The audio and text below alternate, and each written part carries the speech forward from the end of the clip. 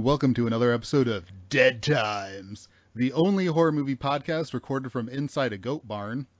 With me, as always, is the guy who stole my father's silver cup and sold it for traps, Tim. Tim, how are you doing? I'm doing just fine.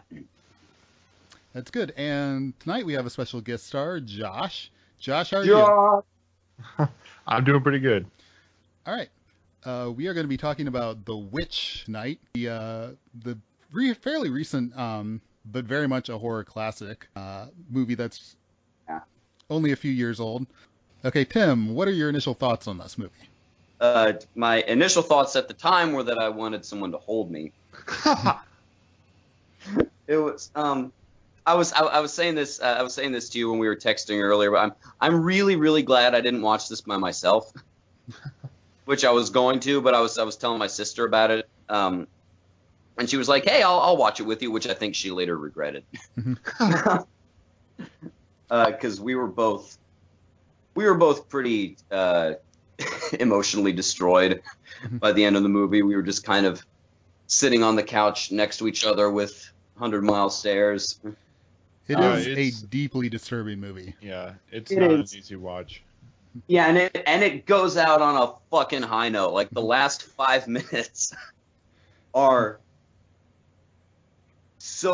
deeply unsettling on a level that I've only seen really in like 5 other horror movies, as you know, and that's me speaking as, you know, a relative newbie to the genre. But yeah, this movie is fucking terrifying.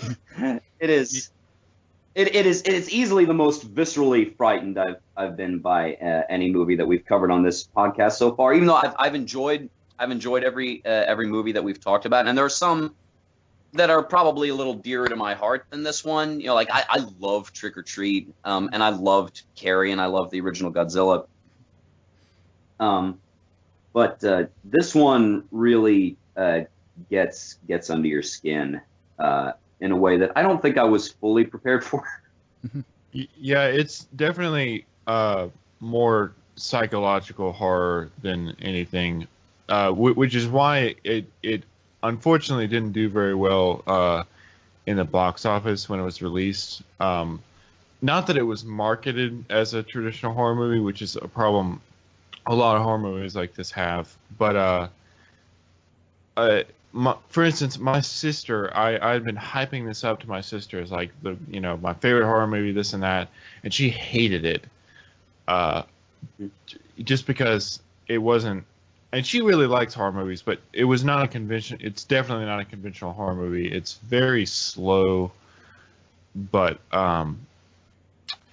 the payoff is definitely worth it, and it's a horror movie in the sense, not that like, oh, it startles you or whatever. It just some of the things that it implies, and just the general mood of it is just deeply disturbing, and it's very artfully done as well. It's not like Serbian film or something where it's disturbing just for the sake of being fucked up or something. It's very carefully put together and very patient. Mm-hmm. Well, yeah, absolutely. The subtitle of the movie is A New England Folktale, and it's been described as a puritanical nightmare, or a Puritan's nightmare, and that really is what it is. It's not. It's drawing on Elizabethan stories about witches. It's drawing on, obviously, Puritans' stories about witches. Not anything really contemporary. But sort of one. I'm sorry to interrupt you. I was going to say, before we leave the subtitle, one thing it made me think of is Nathaniel Hawthorne wrote a bunch of stories that he subtitled as sort of his take on I think he in anthologies, those are all lumped together as the New England Folktale. And like a lot of those, because I've read some of them, and a lot of them are actually really tonally similar to this. Like they're they are sort of sort of heavy on they're still folklore clearly, and they're still they are sort of born out of the rural storytelling traditions, but they're also like really deeply disturbing and really weird the way that this is. Like there's one called My Kinsman Major Molyneux, which is where like a guy shows up in town looking for his friend, his kinsman Major Molyneux, and like nobody recognizes that name, and then it gets dark and everybody abandons the streets, and then this like horrifying like demonic parade comes marching down the street, and Major Molyneux is in like a cage being tarred and feathered in the center of it, and it just passes him by and he runs away, and that's the story. So like it's like I really thought of that. I wonder if some of those stories were an inspiration for this, because I think tonally they're definitely cousins. Yeah, I would definitely say that it was an inspiration, because I know that Robert Eggers, he's the director, is very influenced by Kubrick, especially in the sense that everything is extremely accurate and very meticulously researched, and he said this in interviews. So everything was really carefully thought through, especially the influences, and some of the things in the movie even reference really specific like folk tales or tropes, if you will, like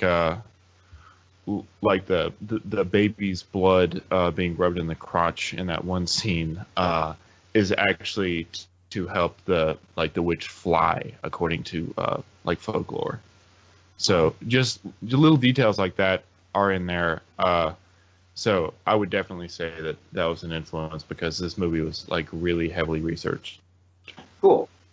What did you think about sort of the very, very, very early in the settlement of New England setting?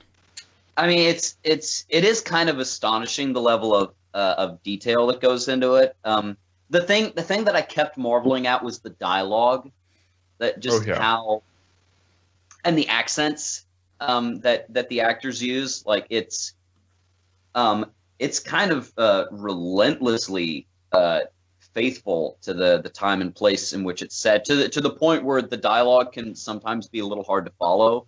Yeah, because just the dialect is so kind of archaic to to our spoiled 21st century asses. But it's interesting though, because the thing about this movie is that it's so much of it is set in the middle of nowhere, starring only 5 people. So it kind of makes sense to me how they were able to pour in so much effort and so much attention to detail, because the setting and cast are by and large pretty limited.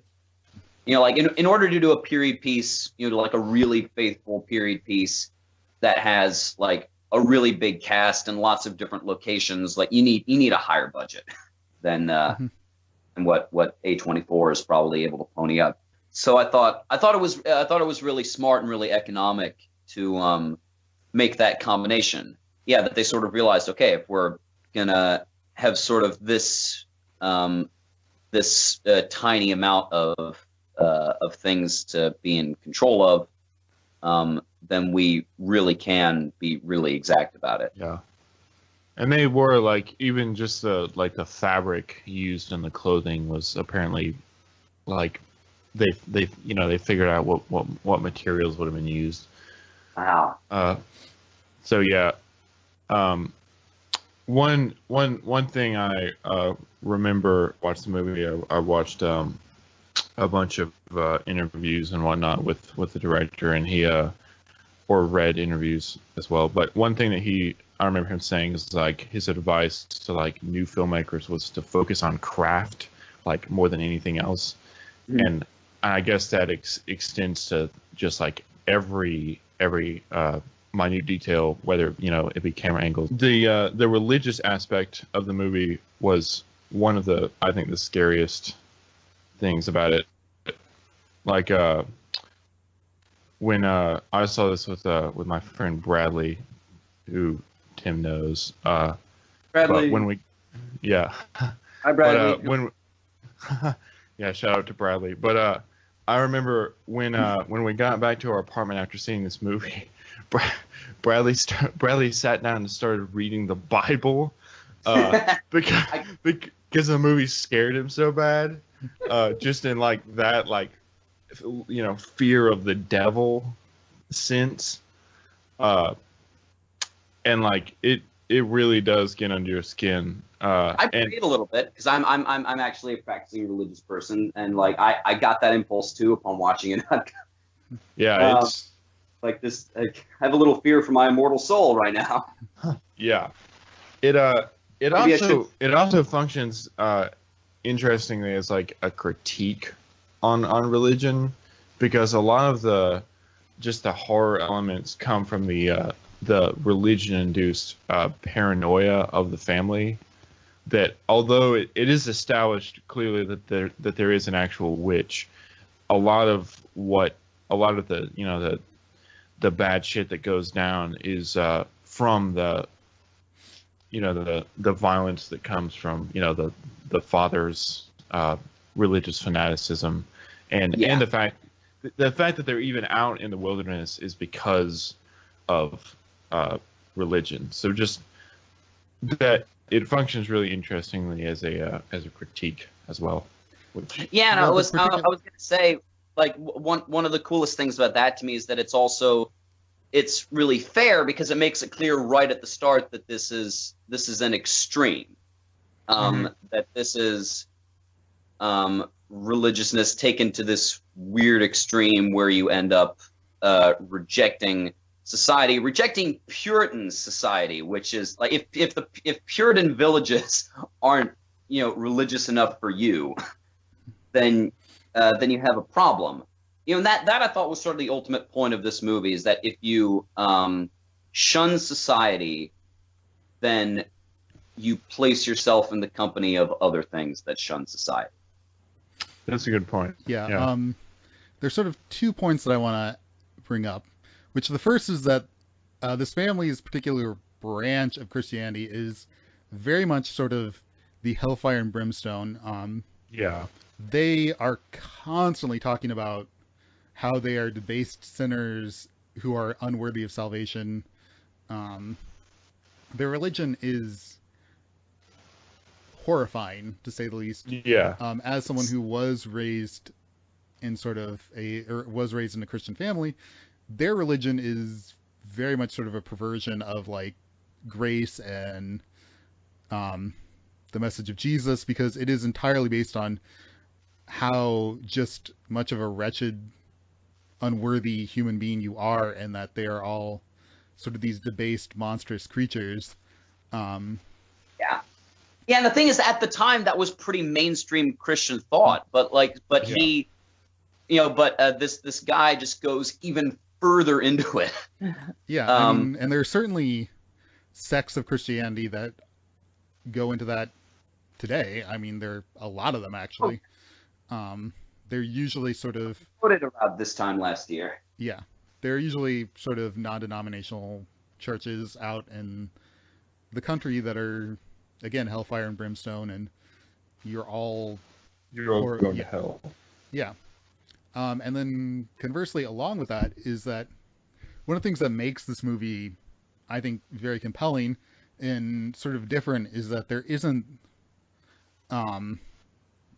that wall of disbelief that virtually all other horror movies have.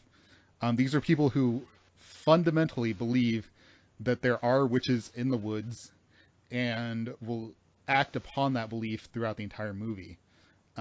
There isn't any of the no, I don't believe that Freddy Krueger might be stalking me in my dreams type of stuff.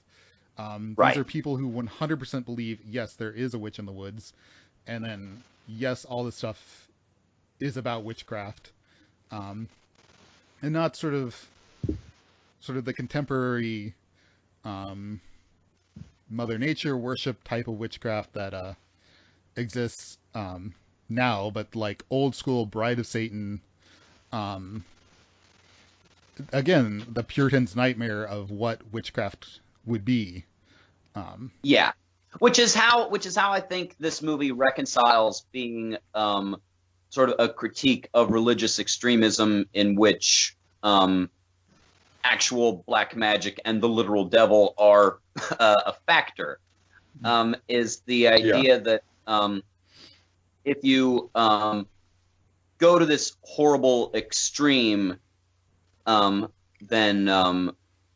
you actually end up pushing people further away from all that is, from all that, as secular people we would consider good, and all that religious people would consider godly.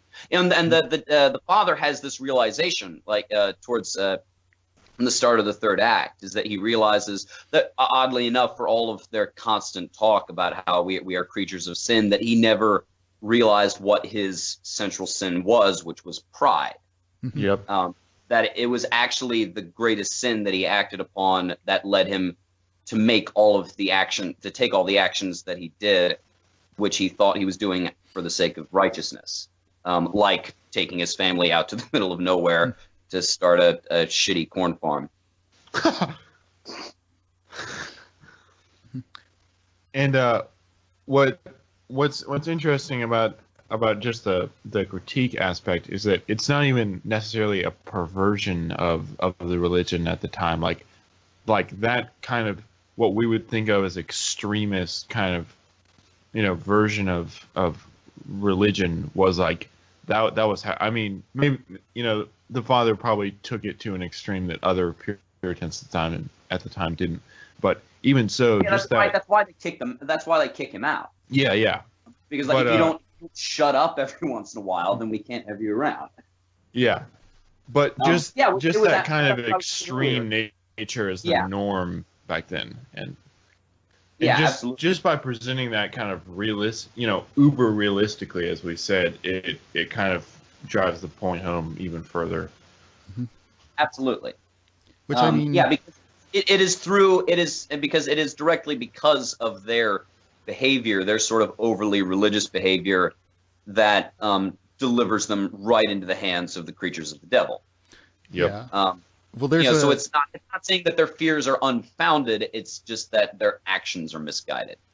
Yeah, there's a point in the movie where after the baby has been taken, where like obviously the mother's grieving, and he literally is chastising her for grieving as opposed to just putting it all on God, I guess. Yeah. And having faith, and like that is that is the most disturbing behavior sort of in the movie, because it's so completely inhuman. Yeah. Because like she lost her child, like her baby was taken, and well, we know that the baby was obviously killed by the witch, but they think that the baby was eaten by a wolf. I'm like, she should be devastated and grieving, and they're just like, no, that's sinful. Yeah, and over zealousness, in particular over religious zealousness, tends to be something that people who fear their own humanity reach for. Yeah. And that don't want to be vulnerable or sensitive to anything, because they fear being crushed by it. So yeah, that is in some ways that's one of the weirdest and most sort of uncomfortable things about this movie, is just how. Because for the majority of the movie, this is a family that that just lost a child, that lost an infant. That happens like 5 minutes into the movie, and everybody is still just kind of carrying on and not talking about it by and large, and just kind of dealing with things as they come. And it's like if you needed a clue that this family was fucked up, like their behavior following the death of their baby, should be a tip off. And the ensuing blaming of Thomason for all of that. Yeah, the mother does not like Thomason. Yeah. Like, she blames Thomason for everything. Well, let's talk about Thomason. What did either of you think about her? I thought her kind of dynamic, kind of starting off, both innocent but still kind of initially questioning all that, and then just going further and further down that path until she literally follows the devil into the forest, and just little the scenes where her character was developed a little bit, where she tells her younger sister that she's the witch, and just that kind of thing. Just the progression of her character was very interesting. Yeah, she's very. She is sort of an odd pick for a main character because, well, I mean, again, all of the dynamics in this family are so weird and so combative. So I was about to say, talking about Thomason, I was about to say, well, she doesn't really seem to have any particular care for anybody else in the family, aside from her oldest brother, who also meets a pretty wretched fate. Caleb. Yeah, Caleb. But that's kind of the way that everybody is in this movie. So it's sort of it's again like like a lot of movies, like a lot of horror movies starring teenage girls, it is sort of a coming of age story. It's and like Carrie, it's a really fucked up, sort of horrible one. She is sort of it's her progression that sort of anchors the themes of the movie, because she is the one who reacts to this over religiousness and this situation that they found themselves in, rather than instigating it like the dad does, or just sort of passively taking it like her mother does.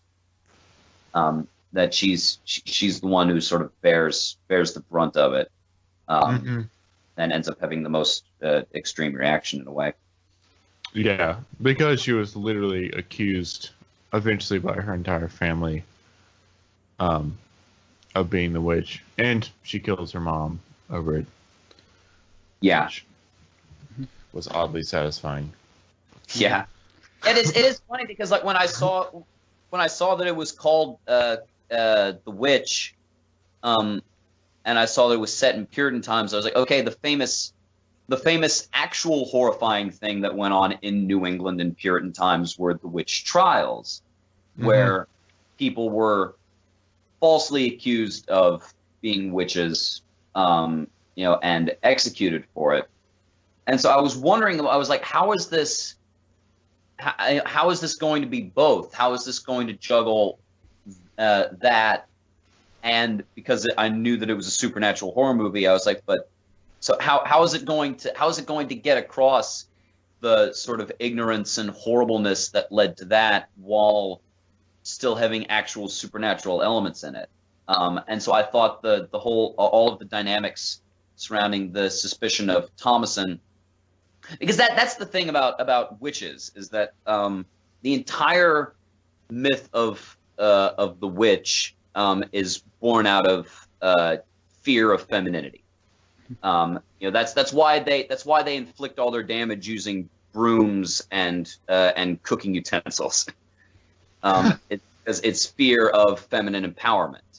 And so that's sort of brought out in the punishment of Thomason that goes along in the movie. It's not exactly fear of her being empowered, because she doesn't really have the opportunity to do that, but just fear of her having agency. So you get to explore those ideas a little bit, and then have the actual supernatural elements be just something kind of vague that's just hanging over the whole thing. It's just sort of the embodiment of the hell that awaits the people who let themselves do that. I always have a deep and abiding hatred of any story that goes, But what if there were witches in Salem? Because the Exactly. whole point of the Salem Witch Trials is that there were no witches. They were just people accusing other people because they didn't like them, and that resulting in Yep. those people's deaths. Yep. Just paranoia. Yeah. But what if there were witches is, to me, sort of irresponsible, and it isn't even that interesting of a question. It isn't that interesting to be, well, there were people accusing people of witches, but they're actual witches. It's far more sort of socially relevant and intelligent to be, no, there weren't witches. They were just people that didn't like each other, and so were accusing each other basically willy-nilly, and then that results in a whole bunch of death. But Yeah. this movie, I didn't mind that because of the fact that it was so firmly rooted in what felt like this sort of, as we've mentioned, this puritanical mindset where, no, there are witches. They absolutely exist. We're not questioning their existence at all. They live in the woods. They are brides of Satan. And they want our unbaptized babies. Like, it's so Yeah, and rooted in that mindset that I do not mind the fact that it is sort of another one of the genre of, well, what if there really were witches? yeah, and it's not even just it still kind of does that the whole that whole theme justice because it still gets across the the all the paranoia and the horribleness of that just through the just through the parallel of the Thomason being questioned and all that. It's it still gets across the all the paranoia that caused the witch trials while still also, as Tim said, the actual witchcraft horror aspect of it. So it kind of told those two stories, essentially, whether actually or just in A metaphorical sense. yeah, metaphorical. Well, yeah, because the actual witch Exactly. is never the one that is on trial. Yeah. If anything, it's the witch that sows the seeds of suspicion among the family. So I think that that's how it works. That again, that the actual evil to fear isn't what you're suspicious of. It's the voice telling you to be suspicious of your own kin and your neighbors. Exactly. And that by keeping all of that that anger and that suspicion and that fear of difference and that just mistrust on people who can't bear it, you don't stop witches, you create them, Yeah. which is exactly what happens. All right, so what did everyone think about the actual witch in the story? I We only see her properly twice, right? Yep. I would say that almost the forest itself is more of I guess plays that part more so than the actual character of the witch, interestingly. But the actual witch herself, I thought it was really cool how the first time she's presented as like the old hag kind of of common folklore, and then the second time it's kind of as she has a new form as kind of the temptress or the succubus or whatever. Caleb was a horny little bastard. Yeah, that right there, kind of Caleb's sexual subplot is also a very interesting point. Yeah, because her mom, when she's accusing her later, says that she saw how Caleb looked at her, and accuses her of bewitching him, which is the whole fucking thing right there. That is, is Puritan culture. That is what exists today as rape culture. That is the punishment of femininity as being tempting. That is just so baked into the American mindset. And just how they use that, like in on down the line in Caleb's subplot, just kind of in the most extreme way possible, how like that was what drew him basically. I guess drew him in, and I don't know, just the whole thing with like him, him coming back with like and coughing up the apple, and coming back completely naked. That was just one of the things about this movie that I just found extremely disturbing. Just the kind of suggestion there of what happened. It was like that was just the horror that this movie has, is just kind of like it's all about what you don't see. It's all about, it's just these, the forest is just constantly just looming outside their house. There's that one tree. There's that one dead tree that really stands out against. I'm assuming this was intentional. It's never alluded to in the film, but like every time it cuts to an outside shot, it's just this impenetrable wall of green pines, and this marble gray dead like oak tree or whatever standing right at the front of it. I actually hadn't noticed that.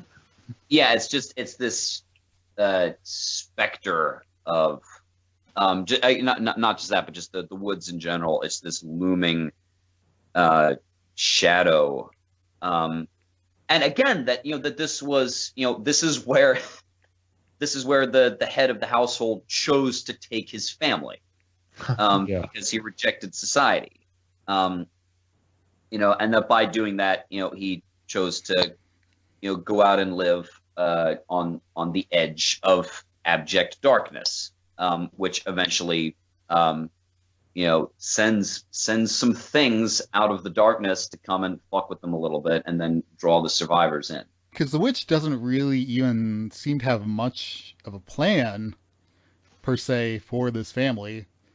They just happen to be there, and so she takes advantage of them when she can. Like, it's kind of all self-inflicted misery right from the very beginning, because they could have just stayed in the village had they just been a little bit more easy to get along with. And then just over and over and over again, they're inflicting these miseries upon themselves. Like the whole thing with the silver cup, like there's a whole bunch of lying about it and accusing each other of, or the father lies to the mother about it, that he doesn't know what happened to it, and she just goes off on Thomason about how she stole the cup, and like all of that misery had nothing to do with the witch. It just had to do with poor decisions that pretty much everyone made. Exactly. That were kickstarted basically by the witch taking the baby, which wasn't even necessarily to tear apart the family or whatever, just whatever black magic that was used for. Yeah, that is an extraordinary edit. The taking of the, and it's when Thomason is playing peekaboo with him. Oh yeah. And she just suddenly takes her hands off her eyes, and he is just no longer there. Yeah, that was great. And she immediately looks up towards the forest, which is still like 100 feet away. But that's just the suggestion of that is just terrible. That whatever, if we're assuming that whatever got him came out of those woods, then it was fast. Yeah. Like 200 feet a second fast, which is pretty horrible. Yeah, I mean, all of the witch's actions more or less seem like moments of opportunity. Like, she doesn't lure Caleb into the woods. He's there on his own because he wants to check the traps that his father put there. Yeah, and he gets lost. Yeah. None of this stuff is the witch necessarily having like some sort of complicated plan that I'm going to destroy this family. It's all, she just takes a couple of opportune moments and then they destroy themselves. Yeah, again, that's what I was saying earlier. Is this movie is not a movie about being unwittingly victimized by the forces of darkness and their plans. It's about the folly of putting yourself in their proximity. That again, if this is the existence that you choose, then there are that there are other things that have similar existences, and you sort of lump yourself in with them. The idea of the movie isn't, beware of witches. They'll, they have, plans that they might, need you for. It's that, again, if you reject society, and if you go out to the middle of nowhere, and if you're constantly suspicious of each other and don't remain, a strong and watchful family unit, that you place yourself in the company of hostile things, like witches. And another thing on the kidnapping of the baby, I thought it was interesting that it happened right at the very beginning of the movie, and then we got the scene with the baby's blood and the all that stuff. It kind of set the tone for the whole movie, like just in the first 20 minutes, like that happens, and kind of shows that the movie is not afraid to like go there, because it's a really shocking scene naturally, and just kind of after that you just kind of don't even know what to expect, what else the movie is going to throw at you. It just as far as like horrible shit. With most movies, you would be going into it with the given. It's like, oh, well, the kids are going to be fine. Yeah. And this movie immediately dashes any. Yeah. The movie immediately kills a baby and rubs the baby's blood all over the witch's body. And it certainly delivers. There's just, as I mentioned, just the kind of suggestion of, horror, just about the movie, because really a lot of it, as someone said before, like it's not really shown explicitly too much. It's just kind of, just the lingering horror and the lingering atmosphere of dread that kind of defines, just the whole psychological horror genre, really. Yeah, I mean, but at the same time, because there's a lot that we aren't shown, but it's not a puzzle. It's not like a night where there are pieces missing. And there's that it's deliberately unclear exactly what is going on, and even what sort of the general situation is. Like the story of this movie is pretty straightforward, and there aren't really any questions that you're left with exactly, but it's still it has this sense of vagueness and this sense of mystery, but at the same time you're not left, we joked after you and me saw It Comes at Night that the reaction of most people upon finishing that movie would be, what the fuck happened? Yeah. It Comes at Night, what? Whereas this movie is still, it's sort of relatively easy to pin down what it's doing. Yeah, while still being sort of aesthetically really slippery and really unexplicit. Yeah, it's not like the lack of knowledge that's scary. It's like the knowledge of, we know what's happening is scary, and like just kind of the suggestion is horror, not the absence thereof. Well, it's sort of a show in a way. What the scary stuff is more talked about and felt than it is depicted. Yeah, I mean, we never find out what happened in that goat barn with Jonas and Mercy. They're just gone, and we know that Thomason survived it. Whatever happened in there, they don't ever explain it. They don't ever explain where those two characters went, if those characters are alive or not. We just see the aftermath, and we know something really messed up happened there. Mm-hmm. Yeah. So what did you think about Jonas and Mercy? They were really annoying. Yeah, but in a way that because they're supposed to be annoying, and they're supposed to be. They're just childlike, and they're naive to what's happening. Yeah, but they're also like it goes beyond that, because as it turns out, they're sort of the characters that are the closest to what's going on, because they're friends with Black Phillip. Mm-hmm. So yeah, they are this kind of constant nag that really it's like their presence in the movie just sort of becomes like the hum of an insect. And you can sort of feel it driving Thomason crazy. I thought they were a really effective part of the movie. Yeah. Do you think Black Phillip was actually talking to them throughout the movie? Oh yeah, because in the last scene, Thomason says, "Speak to me as you have spoken to them," and then he does. That was one of the coolest moments of the whole movie was when the devil speaks through Black Phillip. Oh my!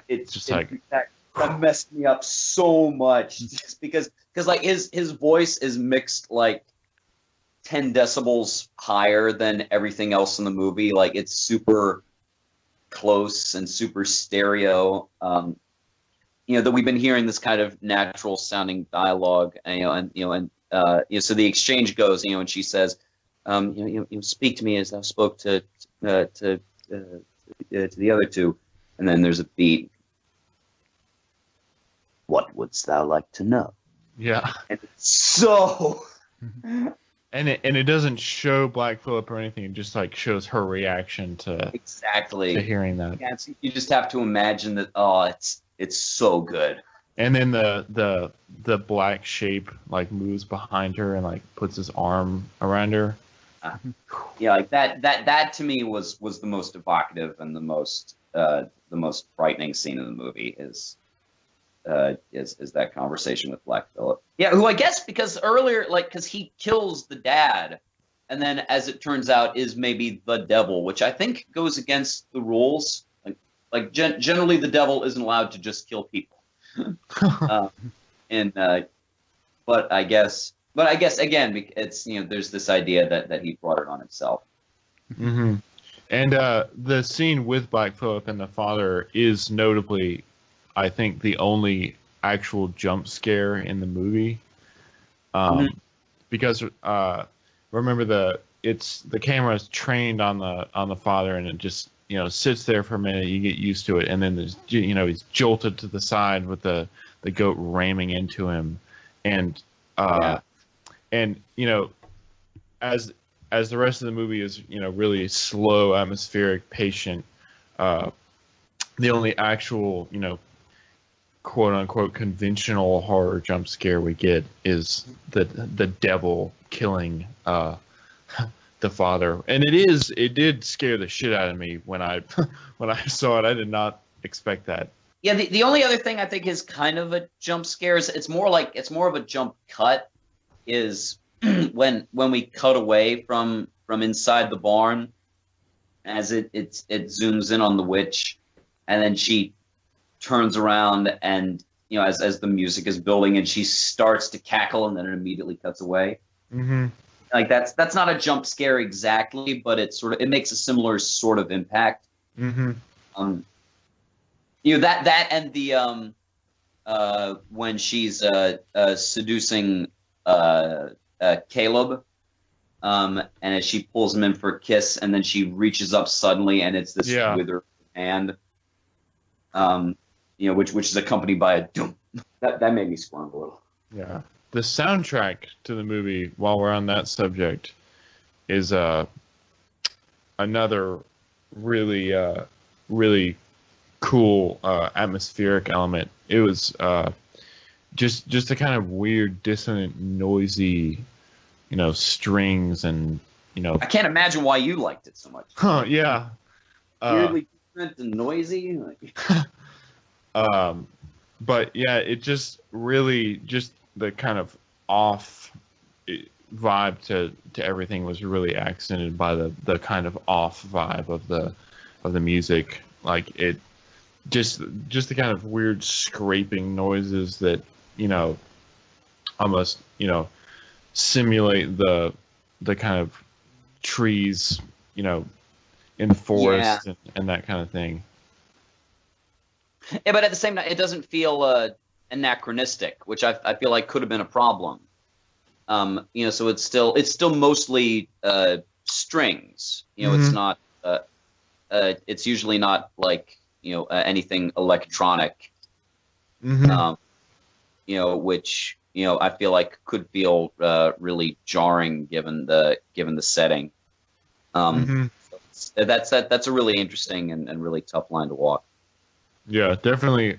Just like everything else, true to the subject period, because like you said, if it had had the the soundtrack of the new Blade Runner or something, Yeah. it could it could have had the same intense vibe or something, but it definitely would have felt very out of place in the period and in the the world that the movie sets up. Let's talk about the end of the movie. Let's do. There's the night of pure hell that leads into the night of literal hell. Yep. Everything falls apart that one night. Her father can't decide. Her father can't decide whether Thomason is the witch or Jonas and Mercy are the witch, and so boards them up inside the goat barn. And then her mother has a vision of Sam the baby and Caleb appearing to her, and they want her to read a book. That's the other part. They want her to read a book, but first she wants to breastfeed Sam. Man. Oh. And when it cuts back, we see she's not breastfeeding Sam. A crow is pecking at her breast. Oh. Yeah, that scene fucked me up. How is that not an image that no twisted mind had thought of until 2015? I'll bet it isn't. I'll bet that dates back to something else, because that's so just immediately discomforting. Like, I don't even have breasts, and like I was like, how sometimes women will still kind of squirm when there's like a crotch shot in a movie. Mm-hmm. Like I did kind of the same thing. Like watching that scene, I kind of shifted around. I kind of crossed my arms over my chest a little bit. I don't want to see that. Yeah, that was definitely one of the most direct horror moments. Well, do you think the mother signed the book? I don't know. I mean, yeah, we don't really. Or was she just too lost to her own insanity?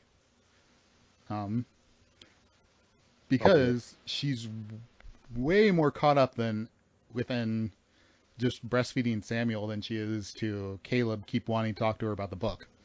Well, I mean, Vision Samuel and Vision Caleb. Yeah. And she is killed pretty quickly the next day. Yes, I guess we don't know. Yeah, and that would make it interesting, because that would make her a fantastic hypocrite, given all her moral outrage against Thomason that provokes her to try and kill her, and then ends up getting her killed. That if she actually signed away her soul the previous night, while Thomason at that point in the movie still has not done that, then that would lend in a really interesting layer to that last confrontation. Yeah, I mean, what are your feelings about the fact that we don't find out what happens to Jonas and Mercy in that goat barn? It I feeds into just the whole suggestion of horror that kind of permeates the whole movie. Just of like, something happened, you don't know what it was, but it was horrible. Yeah, and it could also be like a thought that I had watching it at the time, is that okay? These guys have been, again, these two have been pals with Black Phillip for weeks now. So maybe they just went with the witch. Maybe the witch, after materializing in the barn, just killed all the livestock, knocked out Thomason, and then she and those two walked back into the woods. Or she could have taken them back into the woods and killed them. It's left very ambiguous, which is of course the point.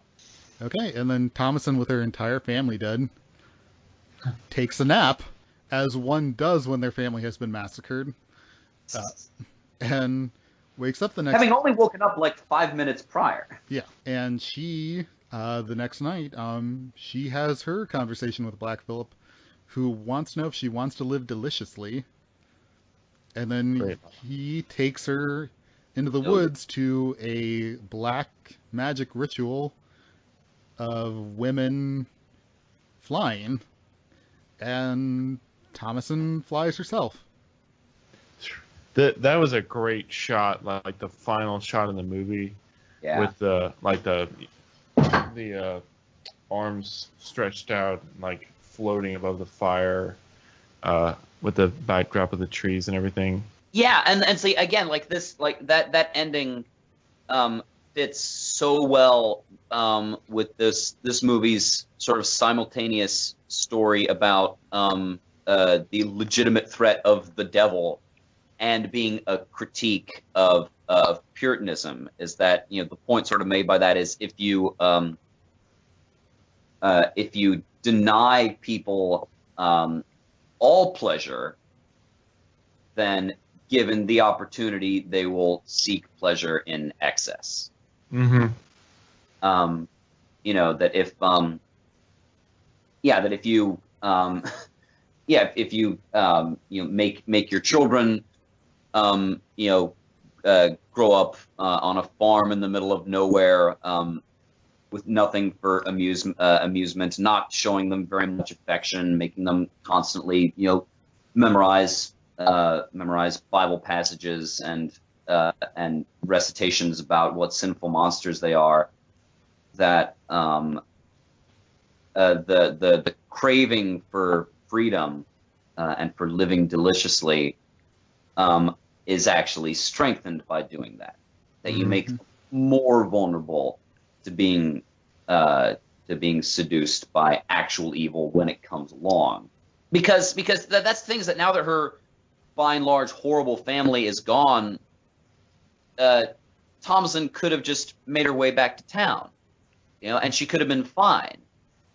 But having been shown no life within sort of a accepted society that was bearable at all for her, she ends up choosing a life of servitude to the actual devil. Yeah, it is. Which, yes, hang on, you go ahead. I was going to say, it is deeply evocative, that scene of her walking into the forest with Black Phillip towards the firelight. It's haunting. Like, notably, Black Phillip does not keep his human form.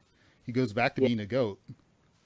Yeah, and you sort of get the idea that all of these women were brought to gatherings like this by something different.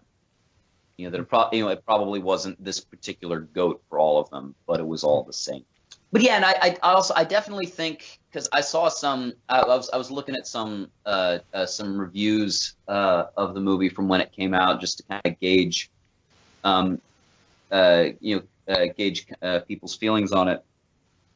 And there were some reviews that I really disagreed with, that sort of viewed the whole movie as this as a feminist allegory, and feminism definitely enters into it, but that saw the ending as sort of triumphant, that it represented liberation, and I really disagree with that, because I feel like if it did represent that, then it wouldn't be the most unsettling part of the movie. If we were supposed to cheer for that, then they didn't do a good job, because I kind of wanted to throw up, which leads me to think that was not the intention of the filmmakers. That this was actually supposed to be terrifying and tragic. That it's tragic that somebody, as obviously bright and as potentially sensitive and caring as Thomason ended up just kind of naturally drifting into this place just because of the nature of her family. At least that was my take on it. Yeah, I definitely don't find it to be triumphal at all. Or like, if anything, she's giving into complete corruption. Yeah. It's an interesting contrast to, like, again, her family never shut up about that they are depraved, horrible, completely corrupt, sinful creatures unworthy of grace. That she becomes exactly that in the end. Yeah, exactly. Yeah, Um, because you are what you say you are. yeah, she goes from, she at least cares about Samuel and Caleb, um, at the very least as members of her family, to hanging out with the people who literally killed them. Yeah, and it is also a a deep and ironic contrast that you have the dad constantly telling telling the rest of his family that they are that we are creatures of sin, and that our nature is sinful and we tend towards sin, but like stepping away from all the sort of psychological horribleness that goes on in the family, like they're just some people. They're just some would-be farmers who are kind of mean to each other, and then to have that contrasted with what actual creatures of sin look like. Yeah. That is legitimately horrifying. That it sort of hammers the point all the further home just how hung up on nothing this guy was. Yeah, I mean, there's a huge plot point throughout this. Well, not necessarily a plot point, but a huge area of discussion is whether or not Samuel is in heaven or hell because he was not baptized as a baby. Oh yeah. And Caleb actually talks about it at one point, like, well, I mean, what did he do that was so that would warrant sending this baby to hell?